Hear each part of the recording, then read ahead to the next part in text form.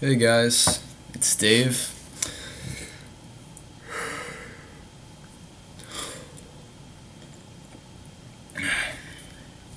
And I'm gonna talk briefly about Game 4 and then go into keys for Game 5.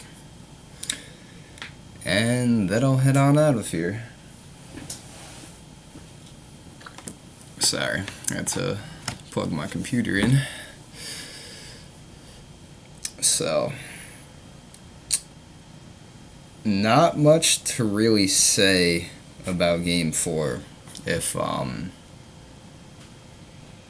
you saw the game, for those of you that weren't able to catch the game and haven't seen it, if you want to basically a brief rundown of what happened, Cleveland's set a couple different records in Game 4, and it was all on offense. I do not expect them to score at the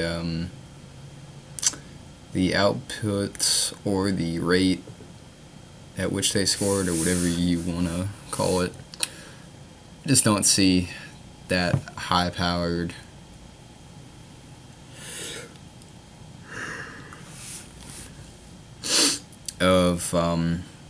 version of their offense to come out again. Not like that anyway. That was just insane. So if you don't know, Cleveland put up 137 to 116. So my prediction was pretty off again. But, at least they won. I was happy that I was wrong, because I actually picked the Warriors to win. I did not think that they were going to avoid getting swept after how they played in Game 3. So, let's break down what happens. First main thing, a lot of fouls, a lot of free throws. I believe it was 24 to 27 at the end of the game. In terms of free throws, I don't remember the foul numbers off the top of my head. But I do remember after one quarter, I'm not sure how many points Golden State had at that point.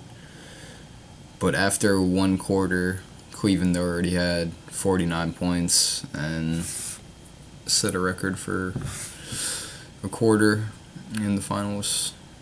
Scoring that many points. And then at the first half intermission, they already had 86, and that also set a finals record. And then they also made 24 threes. And as I was watching the game, I believe it was Kevin Harlan or Mike Breen, someone like that.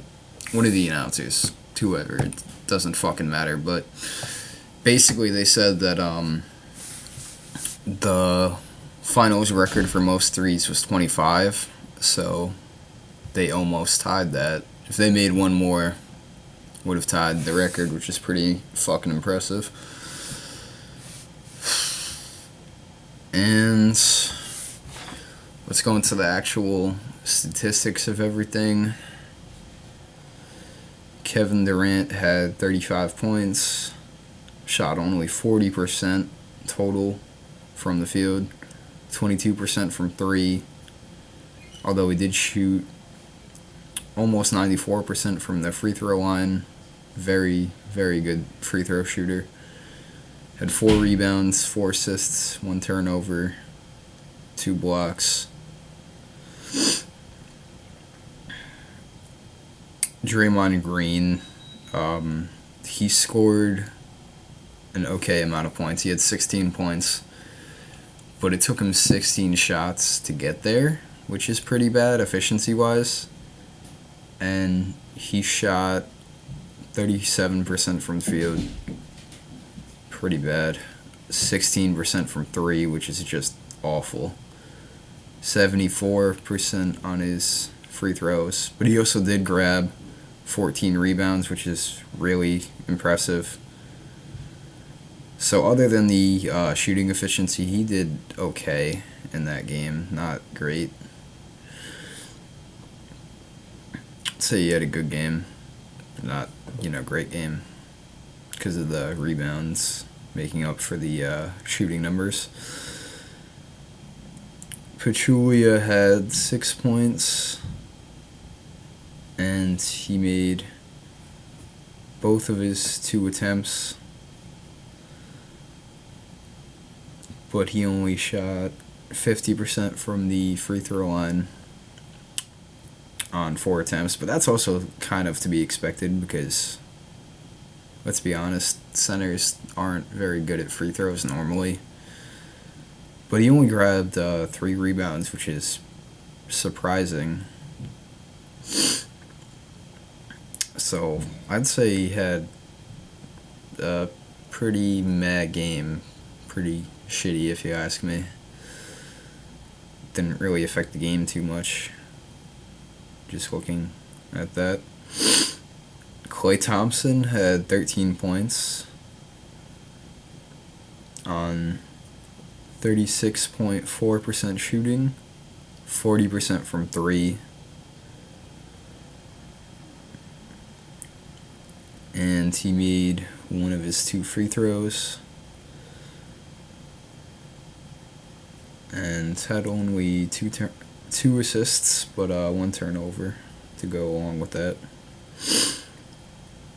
Steph Curry shot really poorly in this game. He had 14 points, but on 13 shot attempts. So he only shot 30.8% from the field, 22% from 3, 80% at the free throw line on 5 attempts at the free throw line, so 4 or 5. He had 5 rebounds and 10 assists, but also that went along with 4 turnovers. But he did have 2 steals. Still, I'd say he had a pretty bad game, to be honest. Andre Iguodala had 4 points on 50% shooting.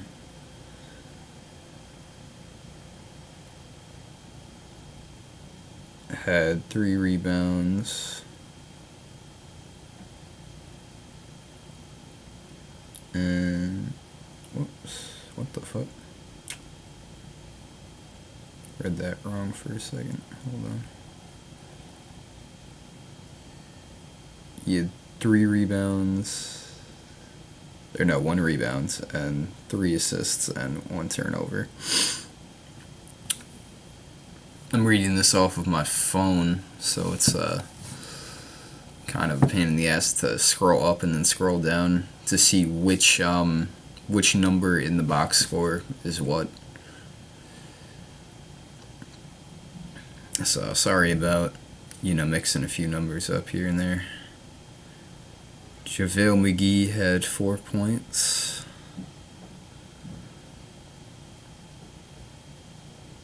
And took 2 free throws and made both of them.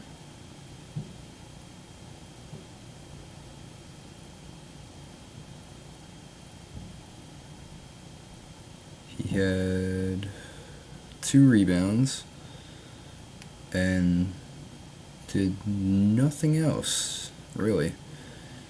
Livingston was probably the best off the bench, to be honest. He had 10 points in 18 minutes and shot 71% from the floor.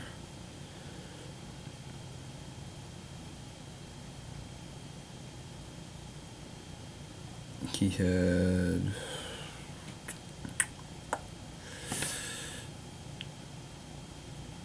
2 rebounds and 2 assists.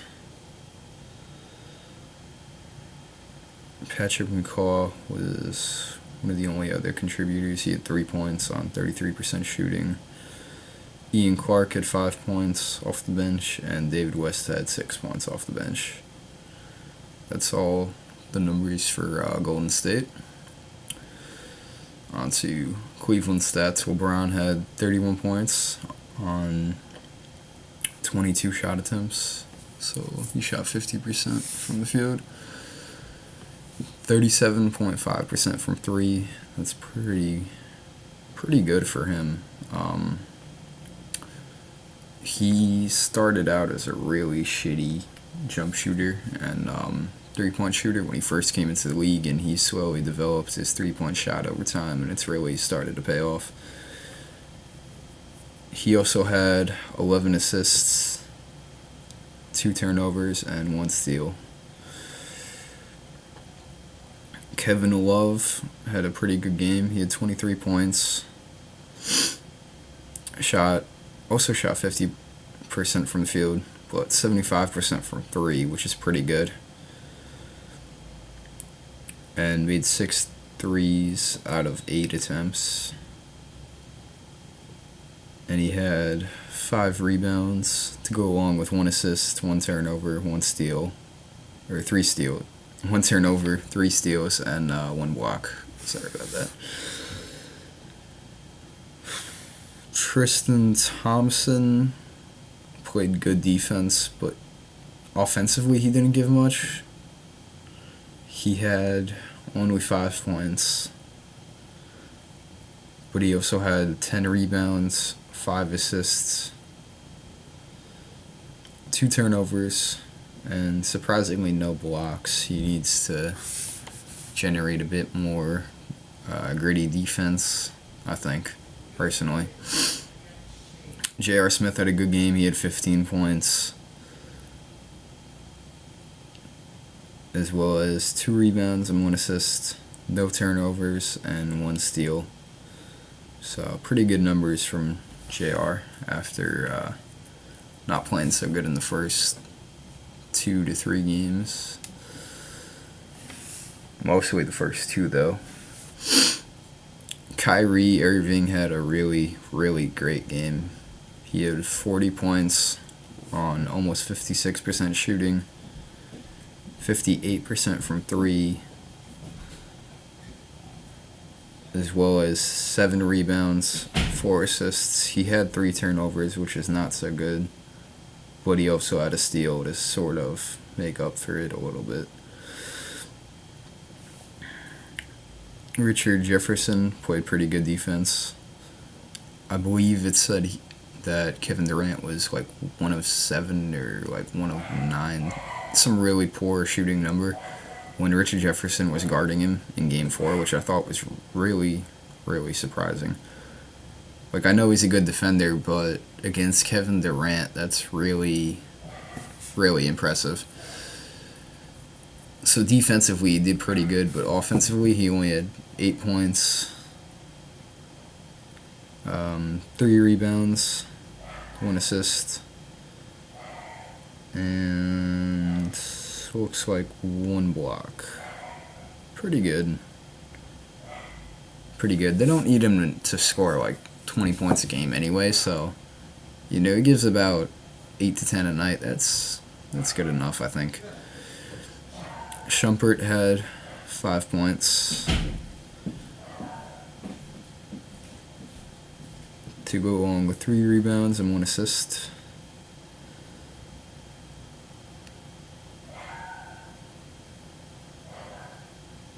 Actually, 1 rebound and 3 assists. I read that wrong. And 1 turnover as well. Williams had 5 points.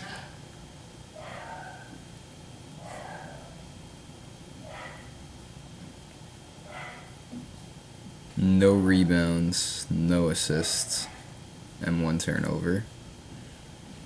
So he didn't really have the best game still. I'm really surprised that even at his old age, like I thought by now he would have had like not a big game per se, but better than he's been playing. Like a little, shall we say, like mini breakout game, sort of. And same thing with Korver. He had 3 points in 11 minutes. He had 1 rebound and 1 turnover.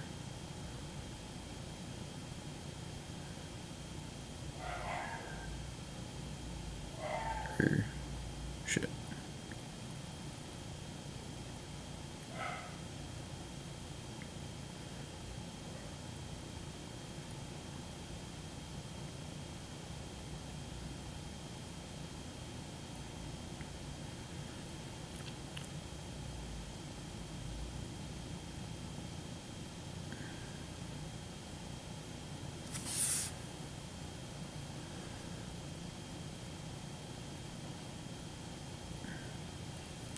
Excuse me. He had 1 rebound. Yeah, 1 rebound and 1 turnover. Looks like.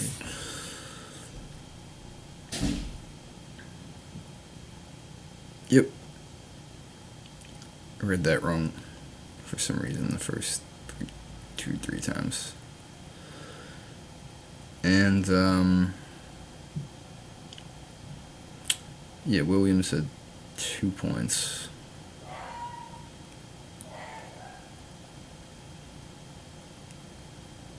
With actually 1 rebound, 1 assist. And James Jones and Dante Jones did not give anything of contribution, and Channing Frye did not play at all. If you're wondering what the background noise is, my dog is being fucking crazy as shit and just barking at random nonsense. Sorry if you guys could hear that in the background. So, the keys for Game 5 that I feel Cleveland should have. Keep in mind, I'm not giving the keys for Golden State, just because I feel like most of them are just obvious. Just like, stick to the game plans that got them there in the first 2 games. You know, fluster the Cavs, make a bunch of threes, switching on defense a lot to get everyone on the Cavs tired and basically confuse them a bit, and, you know, try and force them into bad matchups that they're not comfortable with. Try to make them do more than they're comfortable doing, especially with the role players. You know, try to make them score big numbers that they're not used to scoring anymore, you know, because of different roles on this team and taking bad shots and all that sort of stuff. But for the Cavs, what I came up with, I wrote them down so I don't really forget what they are. Don't rest on laurels. Basically, they need to come out with the same level of energy and intensity that got them to Game 5 in the first place that they had in Game 4. They need to have that same sense of urgency, same intensity on every single possession on offense and defense, or it's going to be a long night for them. Because this Golden State team is too good to, you know, just lackadaisically run through the game. And if they play like that, they're not going to win, and they're going to get shot. They're going to be shot out of the building, basically. Second key is to continue feeding the ball to Kyrie and Kevin Love. And basically the idea of that is they're the other 2 big cogs to the big 3. So obviously you want them scoring and you want them red hot on offense, but also another thing that most people might not be thinking about is